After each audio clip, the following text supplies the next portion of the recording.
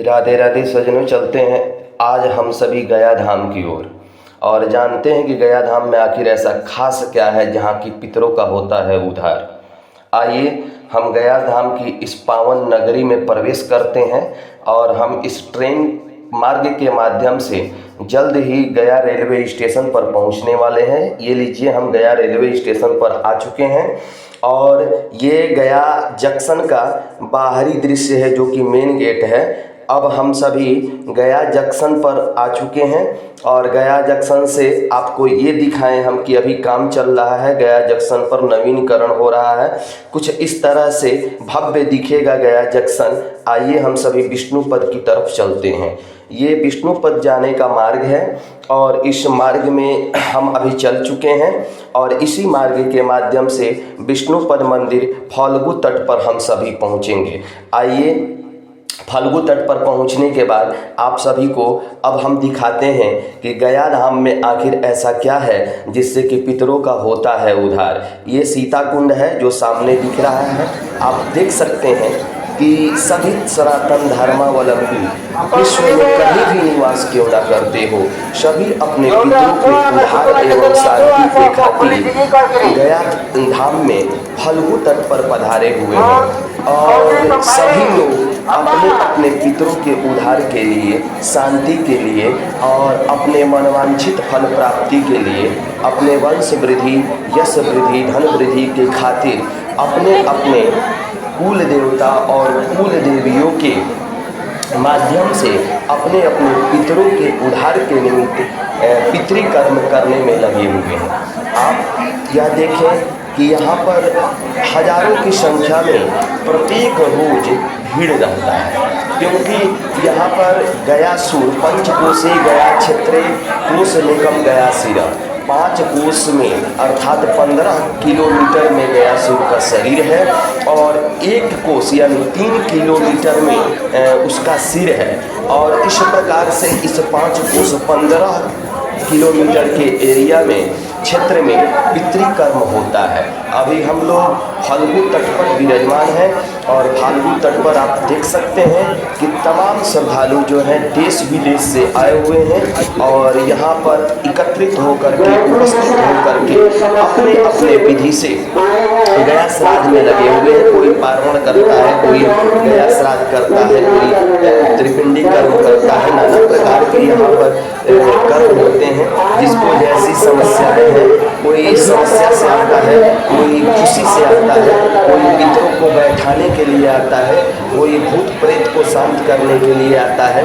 लेकिन मान्यता ऐसी है कि जो सनातन धर्म में जन्म लिया है, विश्व के किसी भी कोने में क्यों न रहे, उसको एक बार गया धाम आना ही होता है। और इसी क्रम में आपको हम लिए चलते हैं इसी मार्ग से आगे। गया धाम में जो कथा है कि भगवान श्री राम सीता मैया के साथ आकर के अपने पितरों के उद्धार के निमित्त यहाँ पर पितृकर्म किए थे, तब से ही यहाँ पर पितृकर्म का विशेष जो कार्य हो रहा है तब से बहुत प्रचलित है और आज तक ये चलते आ रहा है। आज के बाद भी यानी कि युगों युगांतर तक, जब तक ये पृथ्वी रहेगी तब तक ऐसी मान्यता है कि यहाँ पर कार्य प्रारंभ रहेगा, रुकेगा नहीं। क्यों? क्योंकि गया सूर जो था विराट 15 किलोमीटर यानी 5 कोस का उसका शरीर था, जो कि अपने कर्म के बल से, तपस्या के बल से ब्रह्मा जी को प्रसन्न किया था और ब्रह्मा जी उसे चिरंजीवी होने का आशीर्वाद दिए थे। उसके बाद गयासुर जो है अपने बल से सभी राजाओं को जीत लिया और सभी राजाओं को जीतने के बाद जब उसको बल अधिक हो गया तो क्रोध भी अधिक हो गया और उस क्रोध के कारण वो लोगों पर आताताई करने लगा, लोगों पर वो नाना प्रकार के अत्याचार करने लगा। और साथ ही एक दिन उसके मस्तिष्क में ऐसा आया कि क्यों ना हम इंद्र के आसन को ही हासिल कर ले। इस प्रकार से वो तपस्या करने लगा और तपस्या करके और भी बलवान हो गया और देवताओं पर भी अपना अत्याचार करने लगा। देवता त्राहिमाम करते हुए विष्णु भगवान के पास गए। विष्णु भगवान कहे कि आप सभी को ब्रह्मा जी के पास पुनः जाना होगा। ब्रह्मा जी के पास भगवान विष्णु सहित सभी लोग वहाँ पर गए और ब्रह्मा जी से कहे कि आप ऐसा कोई यत्न कीजिए जिससे कि गयासुर का विनाश हो सके और गयासुर के जो प्रचंड जो अत्याचार है इससे वहाँ के पृथ्वी पर निवास कर रहे लोगों को शांति मिले। आइए इस प्रकार से गयासुर के तपस्या से प्रभावित होकर के एक बार फिर ब्रह्मा जी प्रसन्न हुए और ब्रह्मा जी जब प्रसन्न हुए तो ब्रह्मा जी ने कहा कि वर मांगो और तब जा करके कहीं ना कहीं गयासुर वर मांगने के बजाय बोला कि हम क्या वर मांगे, क्योंकि वो अभिमान से चूर हो गया था। आप ही मुझसे वर मांगो। आपको ये बताते चले कि ये गया डैम है और इस डैम से हम लोग अभी पार करेंगे और सीता कुंड की तरफ जाएंगे। इस फाल्गु तट के जो उस पार है उस पार में सीता कुंड पड़ता है। हम आप सभी को सीता कुंड लिए चलते हैं और इस क्रम में आपको वो कहानी भी बताएंगे जो कि गयासुर ने किया था। गयासुर ब्रह्मा जी से कहा कि मुझे वर नहीं चाहिए, आप ही मुझसे वर मांगो। ब्रह्मा जी तो इसीलिए माँ सरस्वती को पहले से ही भेज करके उसके जिह्वा पर वास करा चुके थे और माँ सरस्वती की कृपा से गयासुर तो तपस्या किया था ब्रह्मा जी से इंद्रासन पाने के लिए और लेकिन माँ सरस्वती के विराजमान होने के कारण वो ब्रह्मा जी से कह बैठा कि आप मुझे क्या वर दोगे, आप मुझसे ही वर मांगो। ब्रह्मा जी ने कहा कि एवं अस्तु। और इस प्रकार से आगे की कहानी हम आपको बताते रहेंगे और ये हम बता दें कि अभी हम लोग पहुंच चुके हैं सीता कुंड और ये सीता कुंड का अद्भुत दृश्य है। ये फाल्गु तट है। ये सीता कुंड के सीढ़ियों पर हम लोग अभी ऊपर की ओर मंदिर की तरफ जाएंगे और मंदिर की तरफ जाने से पूर्व मैं यहाँ के आपका दृश्य दिखा दूँ और वो गयासुर की कहानी भी मैं आपको साथ साथ में बताते चल रहा हूँ। गयासुर उस प्रकार से ब्रह्मा जी से कहा, ब्रह्मा जी ने कहा कि देखो आप मुझे अगर वरदान देना चाहते हो तो मैं बहुत प्रसन्न हूँ, मुझे ही वरदान दे दो। गयासुर अभिमानवश बोला कि क्या वरदान चाहिए आपको। ब्रह्मा जी ने कहा कि मुझे तुम्हारे हृदय पर अश्वमेध यज्ञ करना है। अश्वमेध यज्ञ का ये सीता मैया का मंदिर हुआ, जानकी मंदिर हुआ और इसी प्रकार से गयासुर की कहानी की तरफ हम लौटते हैं और गयासुर को ब्रह्मा जी ने कहा कि तुम्हारे हृदय पर मुझे महायज्ञ अश्वमेध यज्ञ करना है जो कि 100 साल तक यज्ञ चलेगा। इस प्रकार से ब्रह्मा जी जो हैं, ब्रह्मा जी वरदान तो प्राप्त कर लिए, गयासुर वरदान दे दिया और गयासुर वरदान दे करके और अपने विराट शरीर को पृथ्वी पर लिटा दिया और जब पृथ्वी पर वो लिटाया तो वह शरीर जो है उसका विराट पर्वत के सदृश हो गया और उस प्रकार से ब्रह्मा जी ने 100 वर्ष तक यज्ञ किया।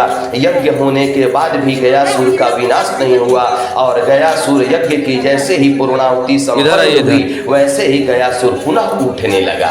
यह देख करके सभी देवता चिंतित हो गए और देवता चिंतित होने के बाद भगवान विष्णु को पुनः ध्यान करने लगे और सभी देवताओं के रक्षार्थ भगवान विष्णु आकर के गयासुर के हृदय पर जो कुंड बना था उसी हवन कुंड में अपने पैर को रख दिए और पैर को रखने के बाद भगवान विष्णु उसको अपने ताकत से पृथ्वी में दबाए और पृथ्वी में दबाने के बाद गयासुर से कहे कि तुम्हारी अंतिम इच्छा क्या है, तुम वर मांगो। गयासुर ने कहा कि आप जब मेरे हृदय पर अपना पद चिन्ह रख ही दिए हैं तो मुझे पहला वरदान एक नहीं मुझे 3 वरदान चाहिए। भगवान विष्णु ने कहा कि क्या वरदान चाहिए सो बताओ। ये वही सीता कुंड है चलिए, जो पिंड कि चढ़ा के मां आइए, जाइए। जानकी बालू का पिंड लेकर के दशरथ जी को प्रसन्न की थी। श्रृंगार चढ़ाया उसके जाता है बाद वहाँ प्रमाण चढ़ा के। है कि वहां पर पितरों का हाथ उसके बाद से नहीं निकलता है। इस प्रकार से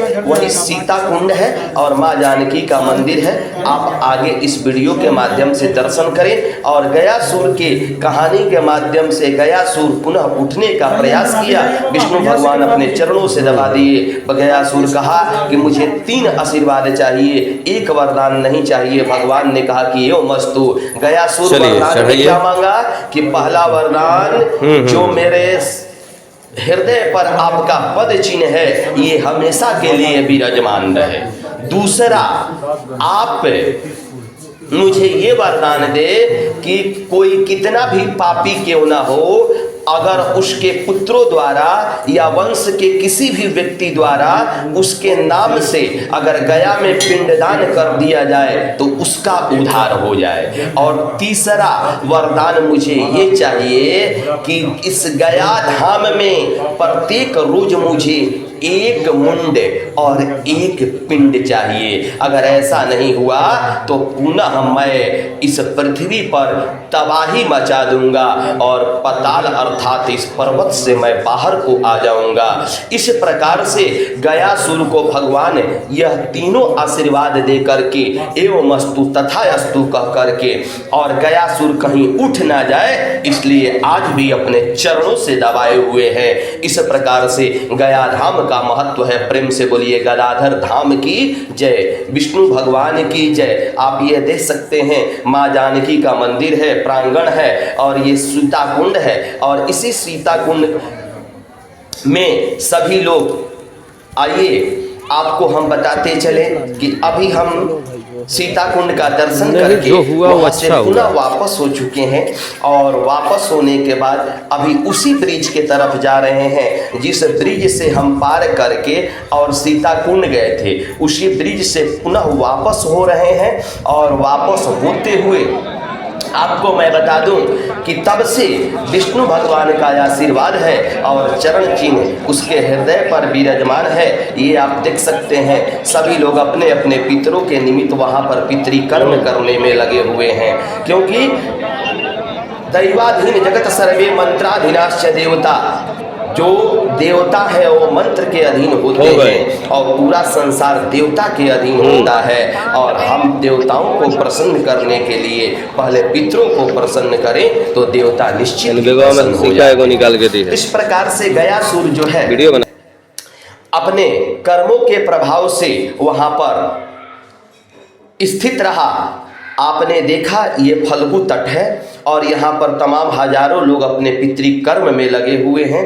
और इसी के साथ मैं आपको बताते चलूं कि गयासुर के आशीर्वाद से आज भी वहाँ पर प्रत्येक रोज 1 मुंड और 1 पिंड का अर्थ हुआ कि वहाँ पर कम से कम 1 चिता और 1 पिंड होना चाहिए। लेकिन वहाँ प्रभु की कृपा ऐसी है कि आज भी हजारों लोगों का पितृपक्ष मेला के बाद भी वर्ष पर्यंत हर दिन लाइन लगा रहता है। ऐसी विष्णु भगवान की कृपा है। मैं अभी विष्णु भगवान के मंदिर में प्रवेश कर चुका हूँ और मैं आपको दिखाने का प्रयास करूँगा कि भगवान विष्णु जो है आनंदमयी।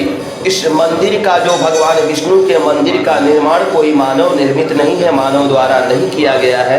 यह मंदिर भगवान विश्वकर्मा स्वयं अपने हाथों से रचित किए हैं। इसमें तनिक भी मानवीय कलाकृति नहीं है।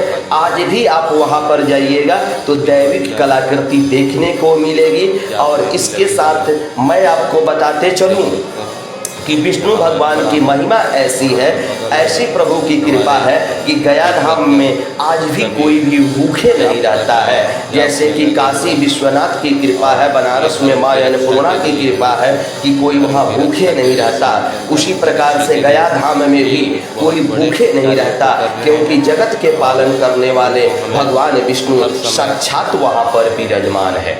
और 15 किलोमीटर अर्थात 5 कोस में गया क्षेत्र है और उस गया क्षेत्र में अपने पितरों के प्रति कोई भी श्रद्धा से अगर कर्म करता है तो निश्चय ही उसके पितरों का उद्धार होता है।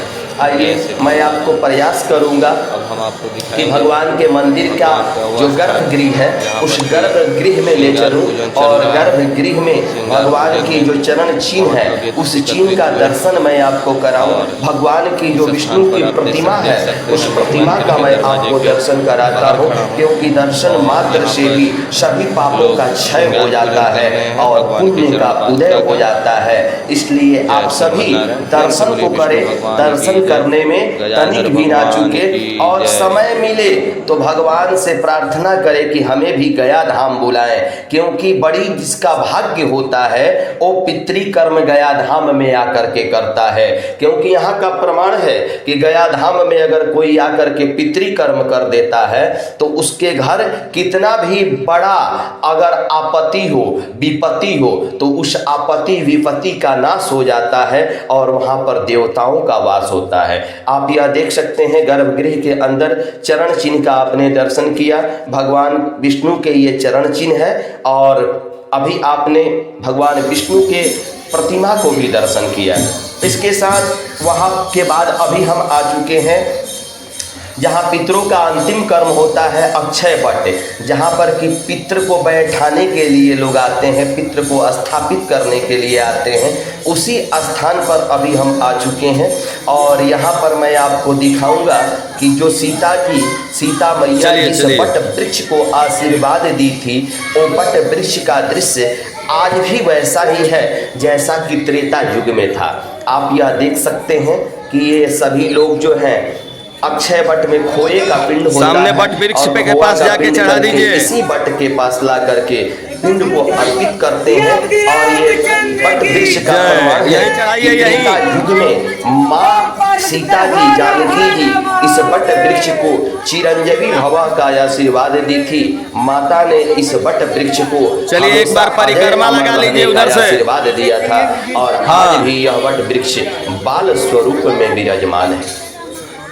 इस वट वृक्ष का प्रमाण है कि यहाँ पर कोई भी आकर के पितरों को बैठाने के साथ अपने मनोकामना को अगर मान करके तो इसमें कोई चुंदरी या सूता बांधता है तो निश्चय ही उसका मनोकामना सीता मैया जानकी मैया की कृपा से यह वट वृक्ष देवता पूर्ण करते हैं। ये आप देख सकते हैं कितनी सुंदर पत्तियां हैं। और एक प्रमाण और है कि यह वट वृक्ष जो है इसका पत्ता कभी गिरता नहीं है और नए पत्ते लगते जरूर हैं लेकिन पुराने पत्ते कभी इसका गिरते नहीं है।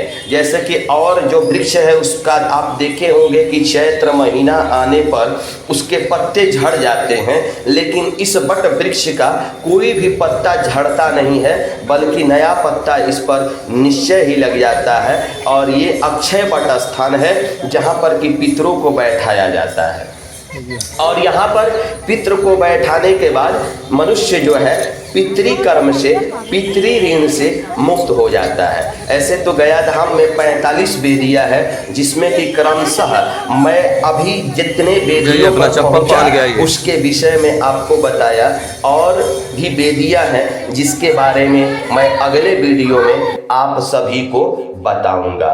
जय गदाधर धाम की, विष्णु भगवान की।